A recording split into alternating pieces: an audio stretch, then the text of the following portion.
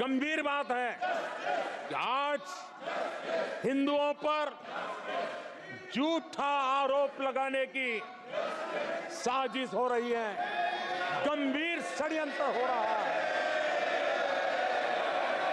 आदरणीय सभापति जी, कांग्रेस ने संविधान और आरक्षण पर भी हमेशा झूठ बोला। आज मैं 140 करोड़ देशवासियों के सामने सच्चाई रखना चाहता हूं, बड़ी नम्रता पूर्वक रखना चाहता हूं। देशवासियों ने भी इस सत्य को जानना बहुत जरूरी है। आदरणीय सभापति जी, आपातकाल इमरजेंसी का 50वां वर्ष है। इमरजेंसी सिर पर सिर्फ सत्ता के लोभ के खातिर, तानाशाही मानसिकता के कारण देश पर थोपा गया तानाशाही शासन था और कांग्रेस क्रूरता की सभी हदें पार कर चुकी है। उसने अपने ही देशवासियों पर क्रूरता का पंजा फैलाया था और देश के ताने बाने को छिन्न विच्छिन्न करने का पाप किया था। आदरणीय सभापति जी, सरकारों को गिराना, मीडिया को दबाना, हर कारनामे संविधान की भावना के खिलाफ, संविधान की धाराओं के खिलाफ, संविधान के एक एक शब्द के खिलाफ थे। ये वो लोग हैं जिन्होंने प्रारंभ से देश के दलितों के साथ, देश के पिछड़ों के साथ घोर अन्याय किया है।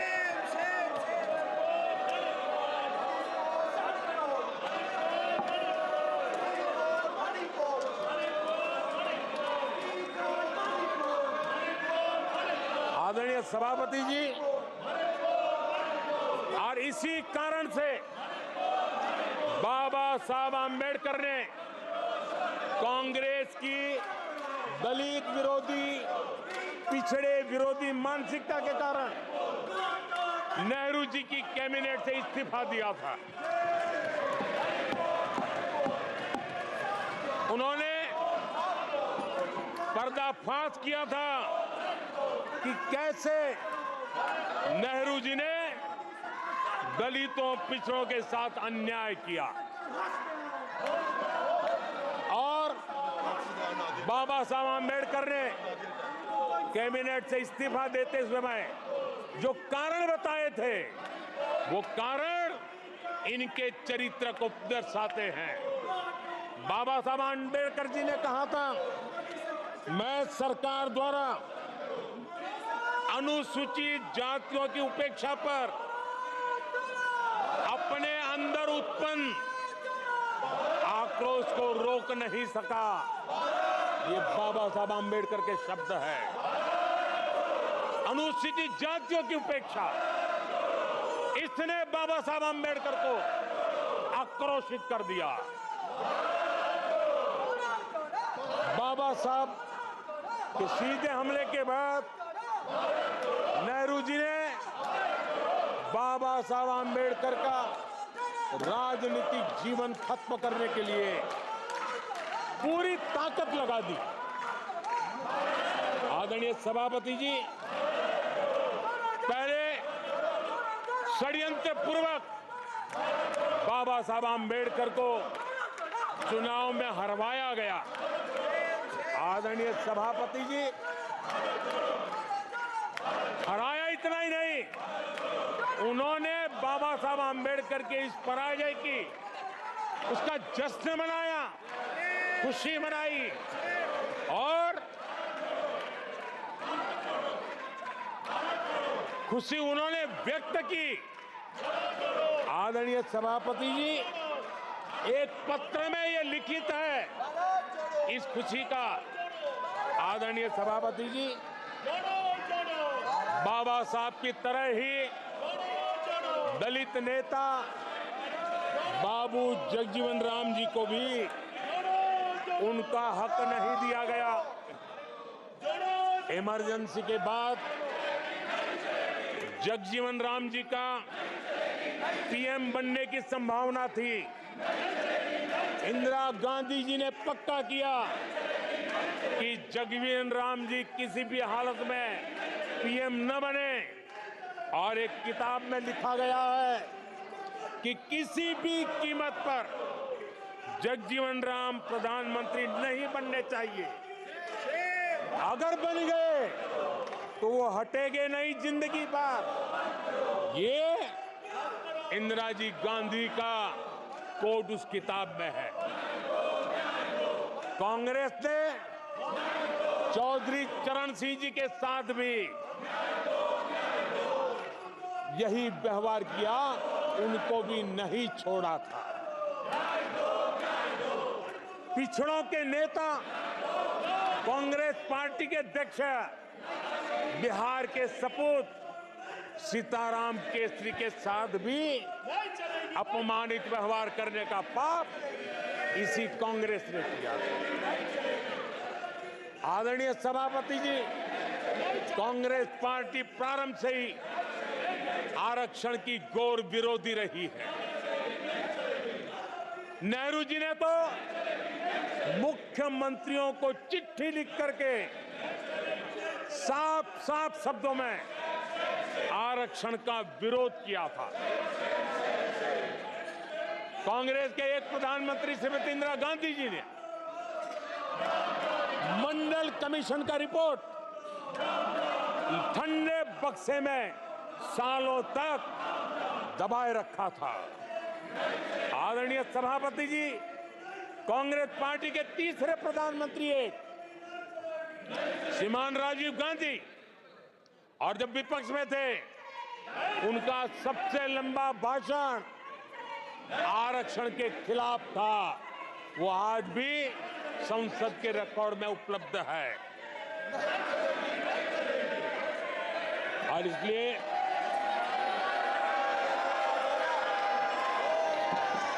आदरणीय सभापति जी, मैं आज एक गंभीर विषय पर आपका और देशवासियों का ध्यान आकर्षित करना चाहता हूं। कल जो हुआ, इस देश के कोटि कोटि देशवासी आने वाली सदियों तक माफ नहीं करेंगे। आदरणीय सभापति जी, 131 साल पहले, 131 ईयर पहले स्वामी विवेकानंद जी ने शिकागो में कहा था,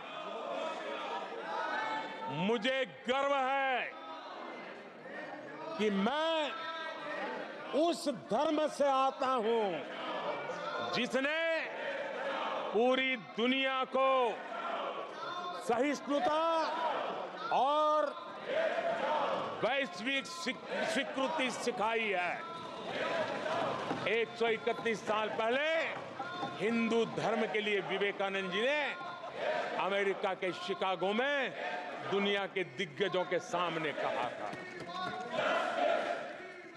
आदरणीय सभापति जी, हिंदू सहनशील है, हिंदू अपनत्व को लेकर के जीने वाला समूह है।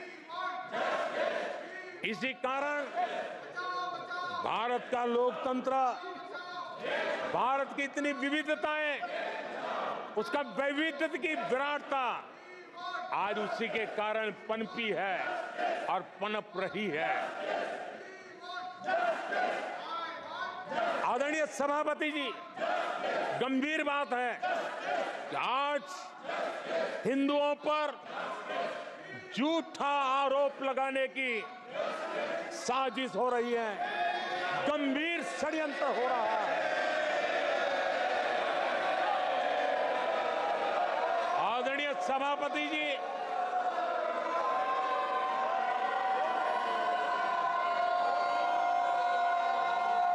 आदरणीय सभापति जी,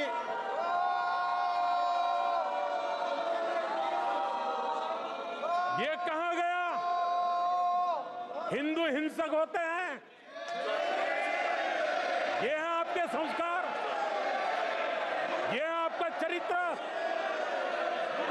ये है आपकी सोच, ये है आपकी नफरत इस देश के हिंदुओं के साथ।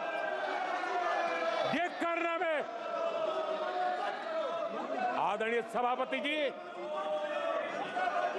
ये देश शताब्दियों तक इसे भूलने वाला नहीं है।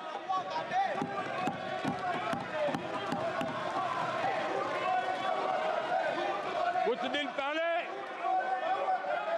हिंदुओं में जो शक्ति की कल्पना है, उसके विनाश की घोषणा की गई थी।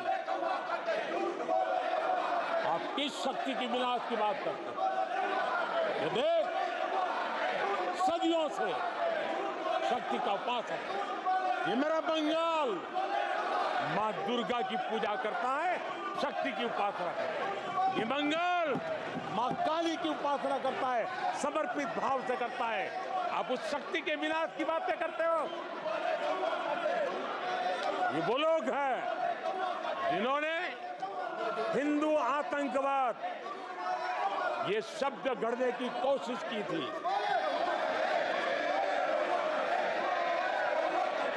इनके साथी हिंदू धर्म को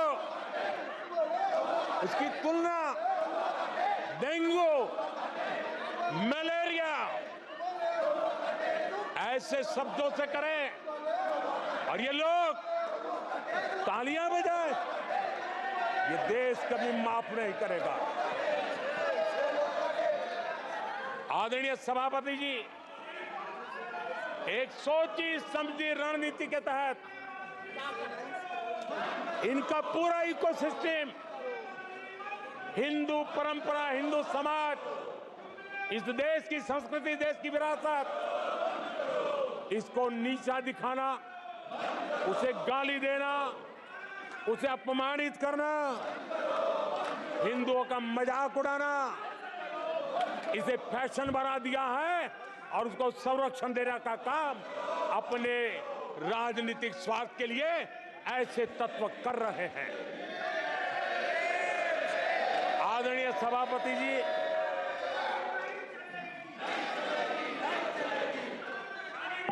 माननीय सदस्य प्लीज। आदरणीय सभापति जी, हम बचपन से सीखते हुए आए हैं, गांव का हो, शहर का हो, गरीब हो, अमीर हो, इस देश का हर बच्चा ये जानता है ईश्वर का हर रूप, आदरणीय सभापति जी, ईश्वर का हर रूप दर्शन के लिए होता है। ईश्वर का कोई भी रूप निजी स्वार्थ के लिए, प्रदर्शन के लिए नहीं होता है। जिसके दर्शन होते हैं उसके प्रदर्शन नहीं होते हैं। आदरणीय सभापति जी, हमारे देवी देवताओं का अपमान 140 करोड़ देशवासियों के दिलों को गहरी चोट पहुंचा रहा है।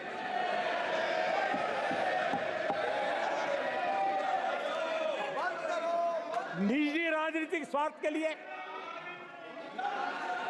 ईश्वर के रूपों का इस प्रकार से खेल, आदरणीय सभापति जी, ये देश कैसे माफ कर सकता है?